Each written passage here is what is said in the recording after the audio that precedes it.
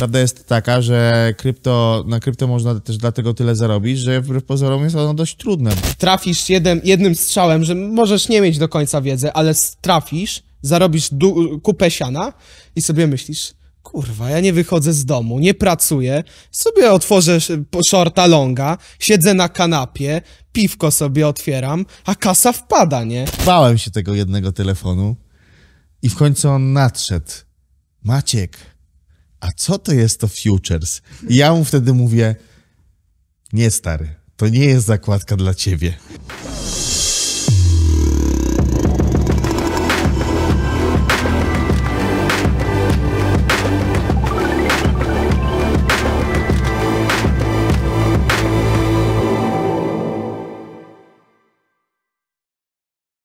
Ahoj, z tej strony Kryptopirat. Ruszamy z nową serią odcinków. To będą odcinki poświęcone Akademii, Pirackiej Akademii, ponieważ jakby krypto jest dość trudne, jeżeli chodzi o nomenklaturę, jeżeli chodzi o jakby próg wejścia jest postawiony na dość wysokim poziomie i bardzo dużo ludzi ma problem w ogóle, żeby jakkolwiek z tym rozpocząć, ponieważ jak taki krypciarz powie ci zdanie po kryptowemu, to trochę tak jakbyś słuchał albo słuchała języka chińskiego. Więc w tej serii postaramy się, jakby to powiedzieć, przybliżyć wam tą trudną nomenklaturę kryptowaluciarzy oraz będziemy poświęcać więcej czasu na to, żeby troszeczkę wam pomóc w tym świecie. Przypominam, że ruszyliśmy z podcastem, jesteśmy w nowym studio, mamy zajebiste mikrofony, tutaj pozdrawiamy ekipę z kryptokanału, ponieważ naprawdę robi zajebistą robotę, więc można nas będzie przesłuchać na kanałach streamingowych. Linki do kanałów, jak zwykle, będą w opisie filmu. A dzisiaj rozpoczynamy... też bardzo ważna rzecz, bo nie chcę, żeby to wyglądało, że się patrzę na jaja.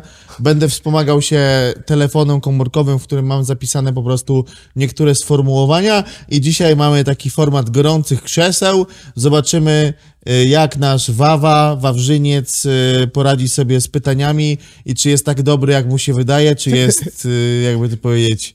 Czy zgniłe jajo wyjdzie. Szczurem pokładowym. Zaraz się dowiemy. Dobra. Wawa, coś chcesz od siebie powiedzieć? Nie, no lecimy. No. Lecimy. Zaczniemy od dwóch słów i dwóch pojęć, które się już często pojawiały w naszych poprzednich odcinkach. Co to jest CEX?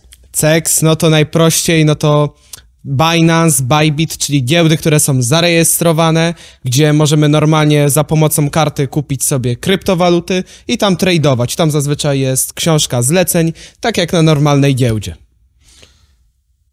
A jakbyś mógł, to się pewnie wyświetli na ekranie, no bo CEX jest scentralizowaną giełdą. Tak, dokładnie. Jakby i to jest też w samej... No tak, bo to jest skrót, tłumaczenie z angielskiego. I rozumiem, że jakby CEX jest dostępny dla ludzi, jeżeli oni się zarejestrują, jakby zalogują, tak, no trzeba... są jakieś dokumenty potrzebne? No jeśli chodzi o CEX-y, no to możemy z buta sobie tam założyć konto, tylko że będziemy mieli limit wpłat, czyli że będziemy mogli dokonać wpłaty na przykład 1000 euro dziennie. I możemy to zwiększyć, jeśli sobie zrobimy KYC, czyli w najprostszej formie taką podwójną weryfikację, gdzie podamy dowód, zeskanujemy sobie twarz, bo wszystkie te giełdy są zobowiązane, żeby przeciwdziałać praniu brudnych pieniędzy. Dlatego to jest tak bardzo utrudnione, powiedzmy, sobie zweryfikowanie w tym drugim poziomie giełdy. Czyli jakby tam też jest kilka stopni tych weryfikacji. Tak, pierwszy poziom to zrozumiem jakiś dowód? Tak, znaczy nie, w pierwszym stopniu to tam wystarczy tylko maila podać, a dopiero w drugim jest dowód, skan twarzy i na niektórych giełdach jeszcze jest chyba trzeciostopniowa weryfikacja, to jeszcze więcej dokumentów potrzeba. Na Bybicie chyba tak jest, że jest jeszcze ta wyższa weryfikacja. Zakładam, że wśród odbiorców tego kanału i tych nagrań 80% z was gra tylko na tak zwanych CEX-ach. Takie mam wrażenie. I teraz przechodzimy płynnie do tego crème de la crème i esencji kryptowalut, czyli czym jest DEX? DEX, no to jest właśnie przeciwieństwo CEX-a, czyli zdecentralizowana giełda, na której nie mamy książki zleceń, tak jak mówiłem, jak na normalnej giełdzie, tylko że tam płynność dostarczają ludzie i giełda i no po prostu podpinamy swój portfel sprzętowy albo MetaMaska i tam dokonujemy zakupu kryptowalut i tam nie potrzebujemy żadnych dokumentów. No to jak już tak powiedziałeś o tej płynności, tak zwany LP, Liquidity Pool. Co to jest Liquidity Pool? Liquidity Pool to jest nic innego jak dostarczenie kasy do projektu. Jak właśnie opowiadaliśmy nie tak dawno o Dojo, czyli właśnie zdecentralizowanej giełdzie na Injectivie, to tam, żeby łatwiej wchodziły te transakcje, ludzie dostarczają jedną parę, czyli na przykład dodają Dojo i USDT. I dzięki temu łatwiej wchodzą te transakcje. I ludzie zarabiają oprocentowanie z tego właśnie pula. Czyli no tak jakby trochę na lokatę wsadzić. Taka bardziej właśnie ryzykowna lokata. O. Czyli lokata krypto. Lokata krypto, no brzmi to... No wiadomo, jak jest krypto, że łatwo popłynąć, no to tak samo jest z taką kryptolokatą, że też łatwo na niej popłynąć, mimo tego, że jest hipotetycznie bezpieczna. Ale rozumiem, że są ciekawsze zwroty niż na lokatach bankowych. No tak, no oczywiście, no słabe oprocentowanie na LP, czyli liquidity poolu, no to jest około 15%. Takie na dużych projektach to jest właśnie 15%, bo jest im większy projekt, tym to oprocentowanie spada, bo coraz więcej osób dostarcza tą płynność. Dobra, teraz jest, tak się mówi, że rok airdropów tak zwanych, 2024, zresztą w 2023 też było głośno o niektórych airdropach. W ogóle na czym to polega, ponieważ dużo ludzi jakby... Airdrop jest popularny w nomenklaturze krypto, dużo się o tym pisze, tak naprawdę bardzo mało ludzi to robi, a jeszcze mniej zakładam, że wie, co to w ogóle jest. Znaczy powiem tak, ja sam w airdropach jestem całkiem świeży, w miarę ogarniam temat, ale może nie jestem airdrop hunterem, bo jest takie specjalne określenie na osobę, która siedzi cały dzień przed kompem i właśnie klika. Ale wytłumaczę może, czym jest ten airdrop. Airdrop to jest akcja marketingowa projektu, która polega na tym, że rozdadzą swoje tokeny za jakieś zadanie, które wykona użytkownik.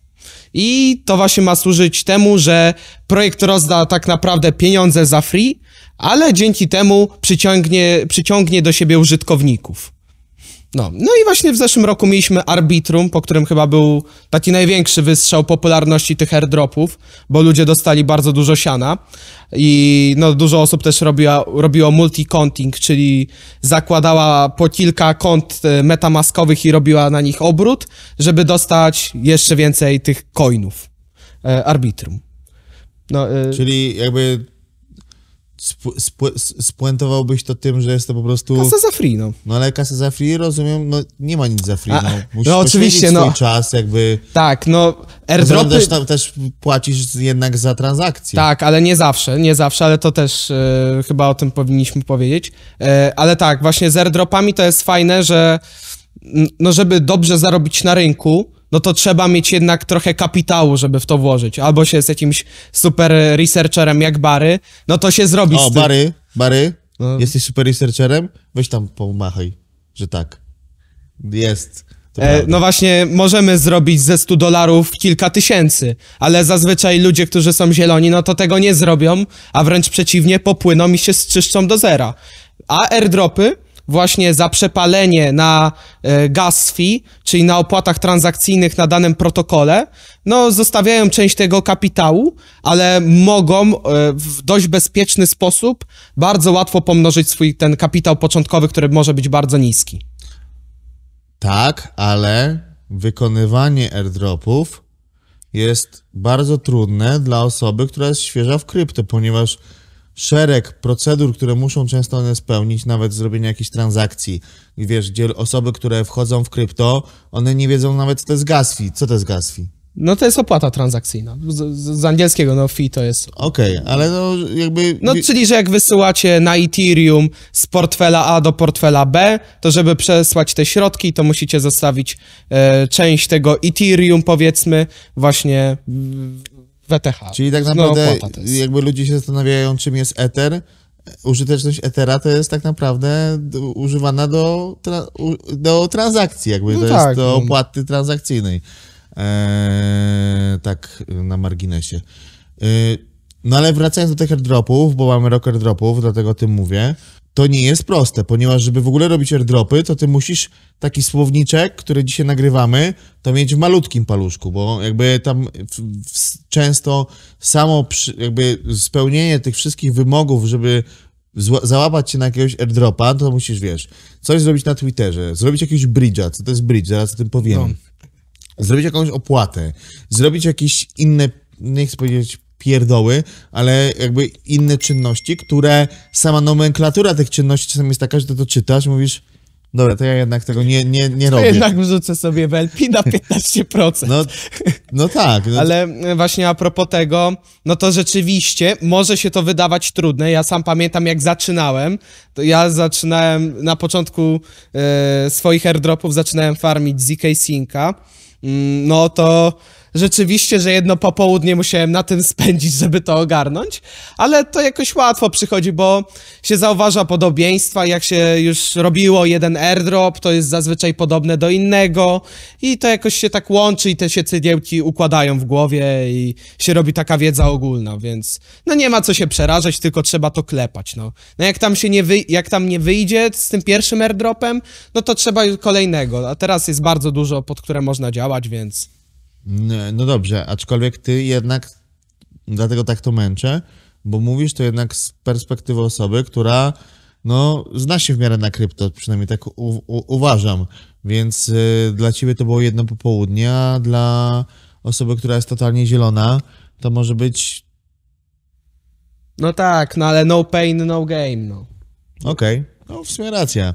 Jakby z drugiej strony prawda jest taka, że na krypto można też dlatego tyle zarobić, że wbrew pozorom jest ono dość trudne, bo jeżeli to będzie skazualizowane do poziomu takiego, że tak jak gry komputerowe dzisiaj, że chyba nawet o tym rozmawialiśmy, to też te wzrosty nie będą takie duże, ponieważ żeby zarobić, to musisz się trochę natrudzić w życiu, a nie, że nie wiem, wstaniesz, popatrzysz na siebie i na swoją zajebistość w lustrze i już spływają dolary. No jeśli to będzie tak łatwe jak kupienie akcji, no to będą stopy zwroty właśnie jak na rynku kapitałowym takim tradycyjnym, na tradycyjnym, czyli akcjach, obligacjach, czyli tam 10-15%. No jeśli to będzie takie łatwe, tak myślę. Wspomniałem w swojej wypowiedzi airdropowej o bridge'owaniu, o bridge'u. To też jest, gdzieś się pojawia często ten bridge Dzisiaj w ogóle jak wysiadaliśmy z pociągu, to kilka pań mnie poprosiło, żebym wniósł im ciężkie walizki. No i wniosłem te walizki i Barry powiedział, o właśnie zrobiłeś bridge'a i teraz jest cashuj w Etherze. I może na przykładzie tego wnoszenia walizek jakbyś to opowiedział. No okej. Mamy te panie, które mają te walizki. Panie to właśnie jest ten nasz użytkownik, który stoi właśnie na tym peronie i on ma powiedzmy swoje, nie wiem, USDT albo USDC właśnie na ziemi, na tej stacji kolejowej. I widzi, że właśnie nadjeżdża pociąg, no i tam drzwi się otwierają, no i powiedzmy, że to jest druga sieć, gdzie można jakiegoś zajebistego coina kupić, który za 30 sekund wywali i musimy go kupić. Ale nie zrobimy tego tym USDT i USDC, które mamy na tej stacji kolejowej, ponieważ się nie da, bo to jest inna sieć. No i właśnie te panie, czyli nasz użytkownik, widzą naszego brodatego Maćka, który wygląda na silną osobę, która może nam pomóc przerzucić te walizki. No i te walizki to jest właśnie to USDC i USDT, które zostanie za chwilę przerzucone do pociągu. A Maciek to jest nasz bridge, czyli aplikacja, która nam pozwoli przenieść środki właśnie ze stacji kolejowej do pociągu. Czyli na przykład z Ethereum na Solanę. No i tak w skrócie, no to jest to. No, jest bardzo fajne wytłumaczenie, rzeczywiście. Jakby dzisiaj się to wydarzyło, w sumie to było zabawne dość. Barry by kaszował wszystko, tak swoją drogą. Dobra, jesteśmy na... No w sumie mówiliśmy o Liquidity Poolu, powiedziałeś o tych lokatach krypto, no to jeszcze zahaczmy o pojęcie, które też jest często, ale nie wybrzmiało, staking. No staking to też właśnie jest takie oprocentowanie, to też jest taka lokata powiedzmy, tylko to jest blokowanie w samym protokole tych coinów, tam nie musimy dawać drugiej pary. No i dzięki temu na przykład, jeśli wrzucamy w staking tego coina, no to często mamy możliwość głosowania co się stanie z tym projektem, że im więcej mamy coinów, tym więcej mamy głosu. A czy staking jest bezpieczny? Na pewno jest bezpieczniejszy niż liquidity pool. Chociaż, no oba są, no bo jeśli to jest zabezpieczone w tym samym projekcie, no to jeśli projekt się zesra, no to wiadomo, to oba pójdą w błoto. Często się mówi o tym, że i zresztą większość projektów tak działa, że jeżeli dajesz takiego danego coina do stakingu, no to nie możesz go tak łatwo unstake'ować, czyli wyprowadzić z tego stakingu. No tak, jest, no lock jest na jakiś czas, czyli właśnie to zabezpieczenie, że się nie da tego ruszyć. No bo to projektom też jest na rękę, bo dzięki temu, że oni tam dają jakieś oprocentowanie na te coiny, ludzie blokują to i to jednocześnie jest blokowana podaż, czyli ludzie nie mogą handlować tymi coinami i dzięki temu łatwiej jest wywindować cenę i jest jej łatwiej rosnąć, bo jest mniej coinów na rynku. Dobra, takim bardzo popularnym stwierdzeniem wszech i obec na Twitterze, na YouTubie, wszędzie właściwie jest food. I food jest postrachem wszystkich kryptoinwestorów, ponieważ najczęściej on się kojarzy z nagłymi spadkami jakiegoś kryptoaktywa. Czym jest ten food cały? No, food to jest nic innego jak właśnie taki strach na rynku i zazwyczaj to jest taka właśnie nagła informacja, która obiega cały rynek i wszystkim puszczają wtedy nerwy i sprzedają. No i to mogą być różne informacje, to mogą być potencjalne regulacje rynku krypto, to może być to, że na przykład team postanawia zarąbać kasę i uciec z projektu. No to mogą być naprawdę różne problemy. Ale to zawsze jest negatywna informacja. Ale czy to są prawdziwe informacje, czy nie? Czasami tak, czasami nie, bo czasami się okazuje, że to jest lipa. Bardzo często. Teraz nie wiem, nie mogę sobie przypomnieć w tym momencie, ale bywały takie właśnie informacje. Zazwyczaj chyba food jest tak naprawdę zmanipulowaną informacją. Nie zawsze, bo czasami to jest prawdziwa informacja. No ale tutaj... KuCoin na przykład to był food, no ale to była informacja prawdziwa, że właśnie w zeszłym tygodniu mieliśmy, albo w tym? Nie, w zeszłym.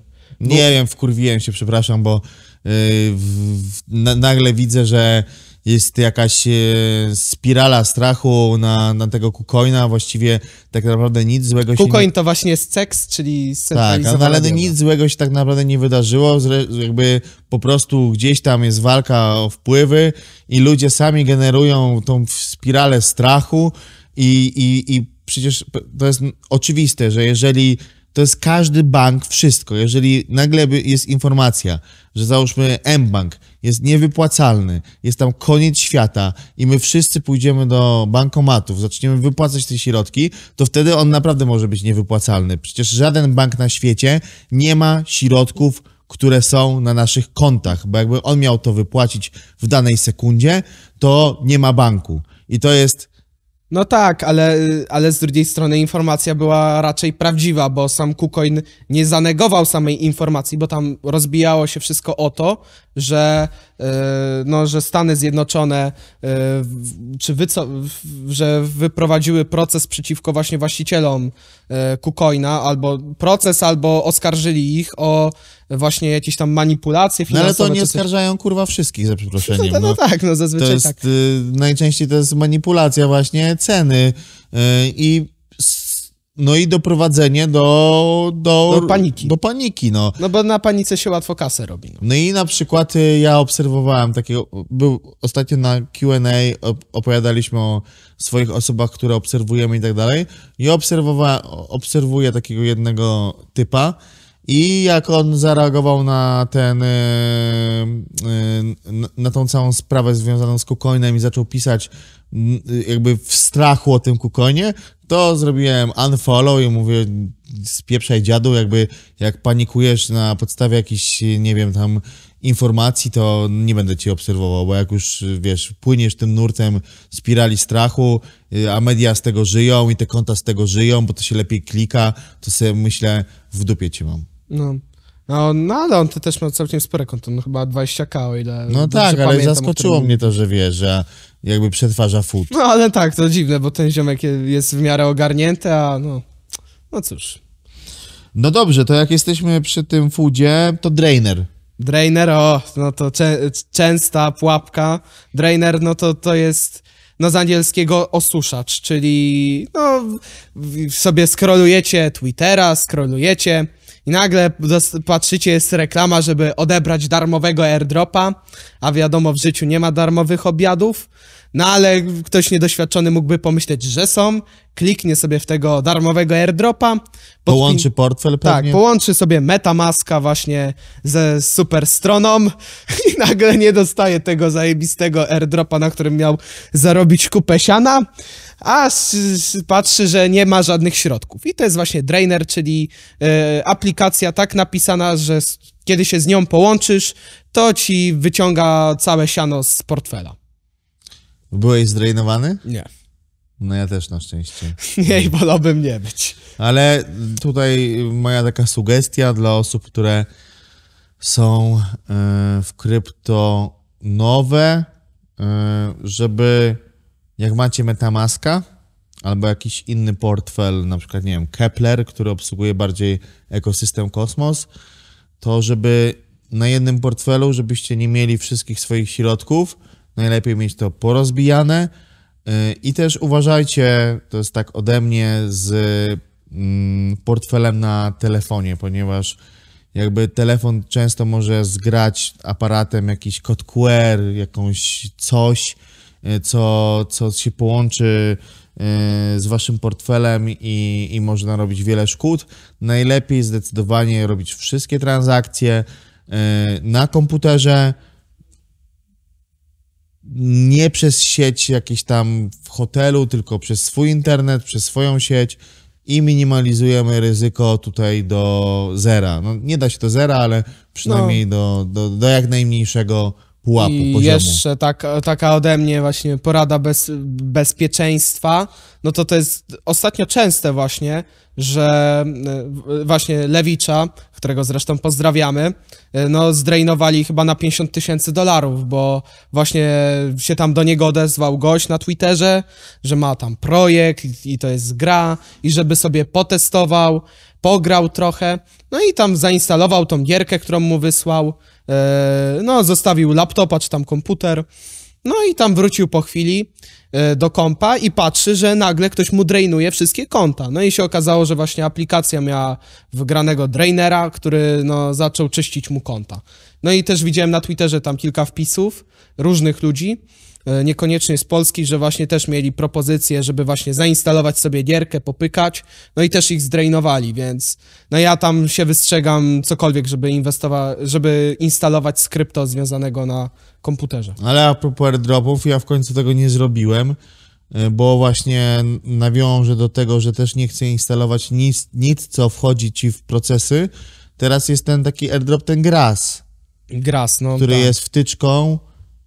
Ja też tego nie robię. Ale nie, jakby ja mam takie ambiwalentne odczucia, nie chcę instalować czegokolwiek, co tam niby coś tam robi. Okej, jakby najprawdopodobniej jest to airdrop dobry, w sensie dobry. Nie ma tam skamu, ale ja... No, nie ma co, ale też teraz dużo osób gra w tego w Nyan, to też jest taka gierka, żeby pofarmić pod airdropa, ale szczerze, no ja też olałem temat, bo tą grę też chyba trzeba zainstalować, więc no, ja się obejdę smakiem. Pliki systemowe ci wchodzą w...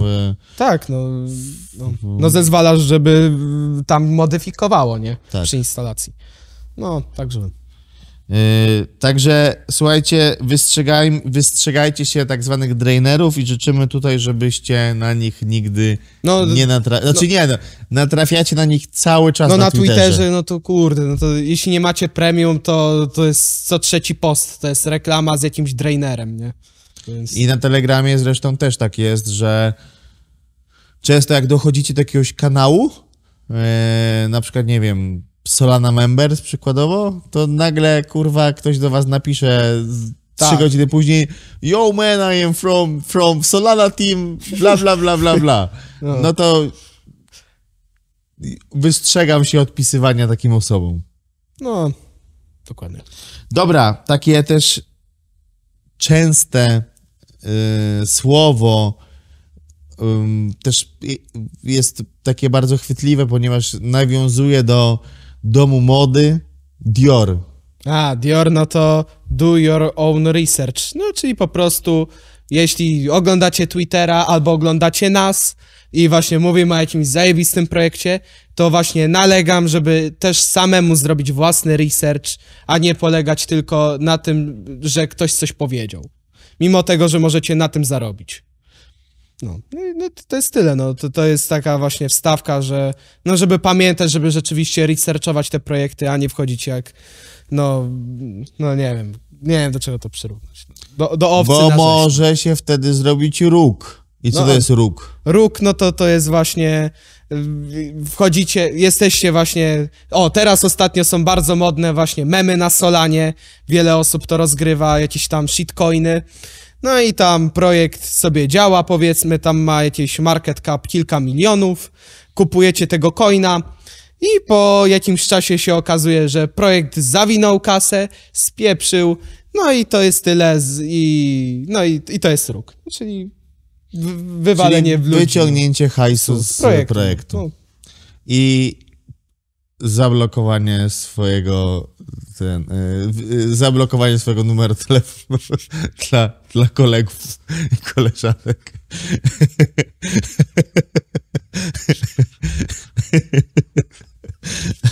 No ja zaliczyłem kilka rógów, ale nie byłem twórcą rógów, tylko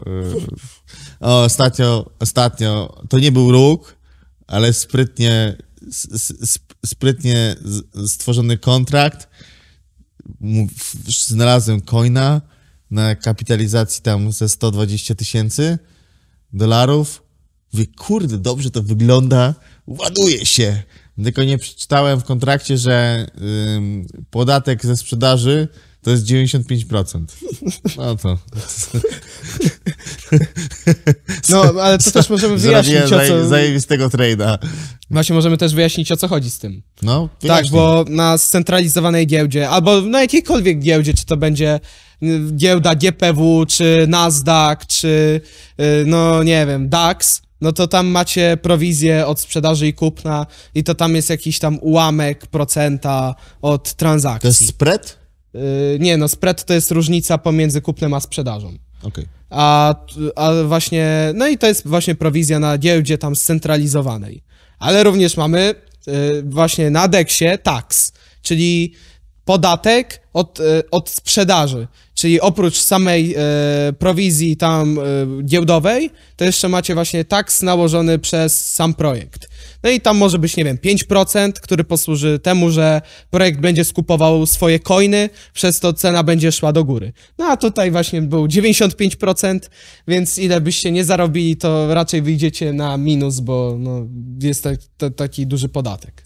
O takich rzeczach, czy jest to, jakie są mniej więcej nałożone te podatki, czy jest w miarę bezpieczny dany projekt, szczególnie to się tyczy DEX-ów, to są te między innymi wszystkie firmy, które robią tak zwany, sprawdzają kontrakt. Ten najbardziej chyba popularny jest Certic, nie? Tak, Certic chyba. I tam, jeżeli wejdziecie na przykład na takiego DEX Toolsa, gdzie jest to taka platforma, gdzie są wykresy tych takich gównocoinów albo małych kapitalizacji, to najczęściej macie, jak wpiszecie sobie na przykład, nie wiem, takiego obseka, to przeanalizowanie tego coina na przykład przez takiego Certika i tam też jest między innymi informacja, czy dany coin jest honeypotem. A co to jest honeypot? No, bo czyli... się wbiliśmy w honeypota swego czasu. No ja na szczęście nie, ale no tak, to jest coś takiego, że... Bary!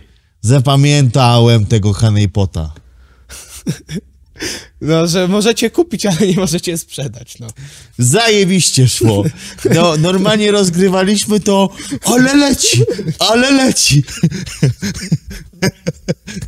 Łatwo zrobić 100x, tylko nie da się sprzedać, koniec końców. No można rzeczywiście, tutaj jak się wejdzie w honeypota, to można rzeczywiście zostać wirtualnym milionerem, a przy dobrych wiatrach to nawet miliarderem w złotówkach. Ale właśnie, a propos wirtualnego milionera, miałem kumpla, który wiecie jak podrywał laski w klubie? Miał XTB demo i tak na barku jak był przy barze, kładł telefon, tam było załóżmy 17 milionów złotych i tak laska, wiesz, jakaś tam koło niego, jak tam coś chciała zamówić, tak patrzyła na ten jego telefon, on tak jak nigdy nic, tam coś tam przeklikał, chował i ona tak, wiesz, i odchodził z tymi drinkami i ona już miała, wiesz, w głowie najprawdopodobniej, że tam chyba tych 17 milionów jest. Stary, ja sobie na sobotę założę na Dropstabie konto, sobie, no wiecie, no Dropstab to jest taka aplikacja, gdzie możecie sobie dodawać aktywa, których nie musicie mieć. Ja tam sobie wrzucę za kilka baniek bitcoina, trochę altów i też będę flexował. Możesz potestować. No, czy działa rzeczywiście. Powiem tak, on nie narzekał. A. Działało. No, także macie jeszcze dodatkowy protip od kryptopirata, no. Bycie demo miliarderem. Dobra, myślę, żeby już nie męczyć buły, bo i tak jest dużo. Ostatnie pytanie. A propos naszego pierwszego, zakończymy to taką wisienką na torcie, wisienką, na której przyjechało się najwięcej ludzi pierdolnęło sobie w łeb przez to, ale też można zarobić kupę kasy, czyli tak zwana gra na lewarze. Co to jest lewar? Zacząłeś tak zrobić wstęp, aż się zastanowiłem, co to jest. No. Ale nie, no tak, rzeczywiście na lewarze to no, łatwo popłynąć. Ja sam też popłynąłem kilka razy. Lewar to jest nic innego jak kontrakty. No, na zwykłej giełdzie są kontrakty terminowe, gdzie kupujemy sobie... Ale to, żeby też rozjaśnić, co to jest kontrakt. No jakby tak... No tak, to najprościej, czyli bierzecie sobie $100, nie kupujecie za to bitcoina, tylko sobie przynosicie do zakładki futures na giełdzie scentralizowanej i tam sobie wybieracie dźwignię, czyli jak bardzo chcecie sobie pomnożyć kapitał. Giełda wam dostarcza ten kapitał i na przykład zamiast graniem $100 gracie 10 000. No nie wiem, czy tak obrazowo wytłumaczyłem, czy może jeszcze bardziej wyjaśnić? To ocenią widzowie. Ocenią. No tak, ale no właśnie a propos tych lewarów, no to rzeczywiście jest to bardzo, no powiedzmy, no można powiedzieć niebezpieczne, no ale zależy, no bo są traderzy, którzy jak oglądaliście nasze Q&A, no to jak kapitan Markus powiedział, że dla jednego to będzie bezpieczne, a dla drugiego nie, bo gówno wie. Albo mu się wydaje, że wie. Jedno jest pewne, lewary, czyli zakładka futures na giełdach scentralizowanych, według mnie są dla graczy bardziej doświadczonych, którzy, tak jak właśnie Markus mówił, mają strategię. Bez strategii, to zresztą jeden z naszych kamratów, ja mu mówię, zachwycił się krypto, dołączył do piratów, pierwsze 2 tygodnie codziennie do mnie dzwonił. Ja też taki byłem z pytaniami, co gdzie jest i bałem się tego jednego telefonu. I w końcu on nadszedł. Maciek, a co to jest to futures? I ja mu wtedy mówię, nie stary, to nie jest zakładka dla ciebie. Ale co to jest to futures? Ja mówię, nie, to nie jest zakładka dla ciebie. Ale dlaczego? Bo będziesz płakał, jak tam wejdziesz. No i co się wydarzyło? 2 dni później, Maciek, co mam kurwa zrobić? Bo jestem grubo pod wodą. Ale tak, no. Ale oczywiście wszedł, wiesz, i to jest trochę taki i to jest trochę jak w kasynie. Najpierw ci to da zawsze zarobić. Takie masz poczucie, ja już mam strategię, ja już jestem kryptomilionerem. No teraz to już będzie, no. Teraz to już wiesz. Wyspę wybieram. Wyspę, no dokładnie. No i dlatego Dlatego naprawdę do futuresów przede wszystkim trzeba mieć chłodną głowę, trochę wiedzy. No i trochę doświadczenia takiej, nie wiem jak to nazwać, no takiej cierpliwości połączonej z takim doświadczeniem życiowym, że no jak widzisz, że masz jakąś pozycję pod wodą, bo to też się zdarza, nie? Nawet doświadczeni... Nie, to się zdarza częściej niż... Zawsze jest tak, że jak myślisz o longu, czyli... czym jest long? Long to jest pozycja, która pozwala nam grać na wzrosty. Wchodzisz w tego longa, czyli zakładasz, że dane aktywo, w które wchodzisz, wzrośnie. Kurwa, zawsze jest tak, że nagle spada. I No. po prostu masz coś takiego, że wchodzisz i nagle jest odwrotnie, nie? No i dużo ludzi po prostu, dużo osób no z automatu zamyka pozycję na stracie, tak? Jakby... Ale właśnie to też chcę powiedzieć, że właśnie jak zacząłeś mówić o tym swoim koledze, no to tak jest zazwyczaj, że świeże osoby, naprawdę świeże osoby, nie wiem, czy to jest jakaś psychologia, że ich kurna tak ciągnie do tych futuresów, że jak oni widzą te procenty i że to tak szybko się zmienia, bo tam macie realny podgląd, ile jest pozycja do przodu albo do tyłu. Więc jak widzą, jak te cyferki się zmieniają, no to przyciąga oko. Ale to jest cały marketing wokół tego stworzony, bo wiesz, to jakby cały marketing może nie tyle, to jest cała jakby konstrukcja, dlaczego to tak właśnie wygląda dlatego, żeby ludzie tam przepalali siano. Tak, no. ale to też jest właśnie zabawne. Czytałem tam w jakiejś książce, nawet nie pamiętam, czy to nie była książka Pawła Bodnara, jak spuściłem 2 miliony. To jest właśnie książka o prawdziwym traderze, który napisał pod pseudonimem tą książkę, no bo rzeczywiście on był traderem prawdziwym, obracał sianem, no ale w końcu mu zaczęły trady nie iść po jego myśli i przewalił 2 miliony złotych, stracił swoją rodzinę, bo no był wrakiem człowieka, był zniszczony psychicznie, bo rynek potrafi tak właśnie, jeśli nie idzie, to potrafi tak zrobić taką sieczkę w głowie. No to właśnie, nie pamiętam, czy on tego nie pisał, że nawet sama kolorystyka tych futuresów nie jest tak stworzona, że są zielone i czerwone świece, że one są na tyle jaskrawe, że przyciągają człowieka do grania. I wydzielają endorfiny czy coś takiego. Odpowiednie rzeczy w naszym mózgu, żebyśmy po prostu chcieli w tym uczestniczyć. No. A propos tej psychiki, to jest to, co Markus powiedział na Q&A, że trzeba umieć sobie powiedzieć stop albo odpocząć. No wyobraźcie sobie, że zarabiacie 2 miliony złotych na dobrych trade'ach, na dobrym researchu, nie robicie realizacji, nie odpoczywacie, nie inwestujecie w te środki na przykład w coś innego i rok później te 2 miliony tracicie. No to nie, no to jest katastrofa dla człowieka. No bo z jednej strony możesz czuć się jak, oczywiście w cudzysłowiu, młody Bóg, kurde, zrobiłeś super trade'y, a rok później jesteś na całkowitym dnie. Ale to też jest złudnicze, bo trading się wydaje łatwy, że te pieniądze naprawdę jest łatwo zrobić czasami. Nie. Ale że wiesz, że trafisz jednym strzałem, że możesz nie mieć do końca wiedzy, ale trafisz, zarobisz kupę siana i sobie myślisz, kurwa, ja nie wychodzę z domu, nie pracuję, sobie otworzę shorta longa, siedzę na kanapie, piwko sobie otwieram, a kasa wpada, nie? I nagle właśnie przychodzi taki plaskacz od rynku i ci pokazuje, gdzie jest twoje miejsce i tracisz wszystko. No i to jest naprawdę... Ale to jest, już kończąc dzisiejszą akademię, to jest trochę tak, że jeżeli masz szczęście w nieszczęściu, uważam, że wchodzi ci jeden trade i zarabiasz jakieś cholernie duże pieniądze, to później tych pieniędzy nie szanujesz i to jest trochę jak ze sportowcami, którzy później nie potrafią jakby ulokować tych środków zarobionych, cały czas potrzebują tej adrenaliny, więc idą w jakiś alkohol, albo ludzie, którzy wygrywają na lotto, przecież statystyki pokazują, że jakby ludzie, którzy wygrywają te wielkie loterie, to po 5 latach mają większe problemy finansowe niż mieli przed tym wygraniem.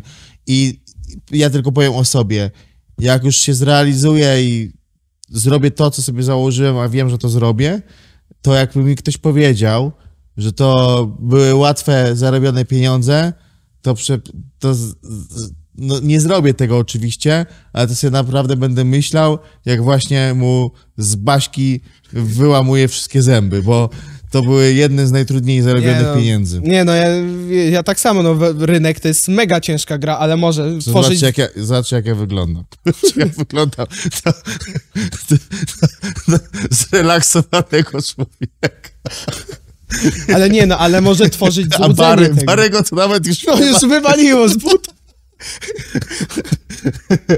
Dobra, i tym akcentem kończymy naszą pierwszą akademię. Pamiętajcie, że można nas słuchać na podcastach oraz oglądać na YouTubie. Ahoj!